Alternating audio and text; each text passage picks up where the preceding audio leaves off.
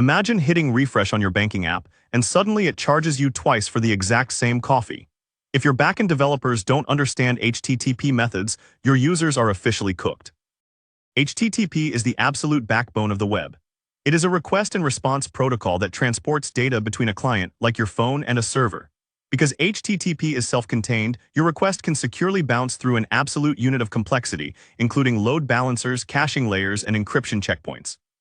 Every time your app talks to a server, it uses a specific verb like get, post, or put coupled with an endpoint to tell the server exactly what action to take. Think of HTTP verbs like a high-speed restaurant kitchen. A GET request is just you reading the menu. It is considered safe because it doesn't change anything in the system, and cacheable, meaning the waiter can hand you a locally saved copy of the menu to speed things up. A post request is placing a brand new order, triggering the kitchen to create something from scratch. But here is the trick. PUT completely replaces your existing order while patch just partially updates it, like keeping the burger but asking for no pickles. Finally, delete is you canceling the order entirely. This is where your architecture dictates your survival.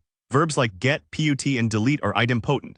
That means if the network lags and you accidentally send the exact same request 5 times, the server only processes the result once. If a developer incorrectly uses a non-idempotent post request to process a credit card, hitting refresh will literally charge the user a second time. By mastering HTTP verbs and strict idempotency, you prevent duplicate database entries, stop disastrous application crashes, and secure a massive W for your engineering team.